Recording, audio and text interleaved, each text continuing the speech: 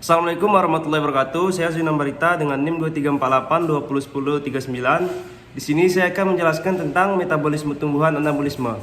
Metabolisme tumbuhan adalah kompleks proses fisik dan kimia yang diperlukan untuk mensintesis dan mengubah zat menjadi energi yang tersedia untuk digunakan oleh mikroorganisme tumbuhan.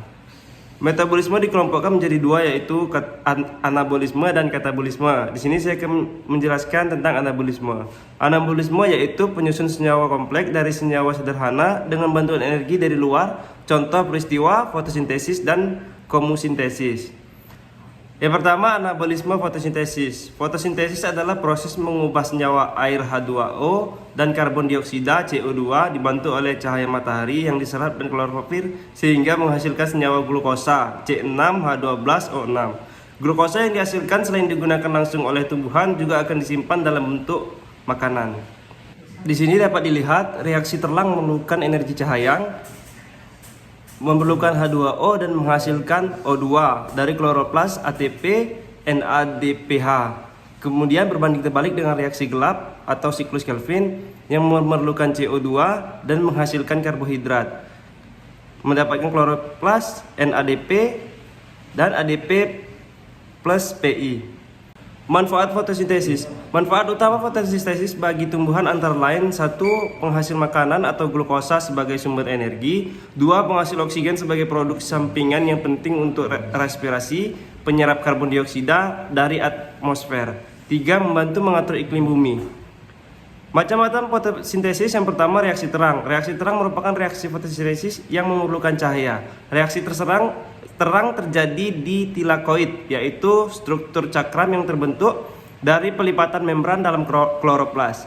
Struktur tilakoid yang bertumpuk-tumpuk disebut grana. Membran tilakoid akan menangkap energi cahaya dan mengubahnya menjadi energi kimia. Yang kedua, ada reaksi gelap. Reaksi gelap merupakan reaksi fotosintesis yang tidak membutuhkan cahaya matahari, dan reaksi ini terjadi di stomata kloroplas. Reaksi ini melibatkan suatu siklus yang dikenal dengan siklus Kelvin. Siklus Kelvin ini membutuhkan energi kimia yang dihasilkan dari reaksi terang berupa CO2, ATP, dan NADPH. Energi ini digunakan untuk menghasilkan glukosa yang merupakan hasil akhir dari fotosintesis. Berikut adalah beberapa faktor utama yang menentukan laju fotosintesis. Yang pertama, konsentrasi karbon dioksida. Semakin banyak karbon dioksida di udara, makin banyak pula bahan yang dapat digunakan tumbuhan dan melangsungkan fotosintesis.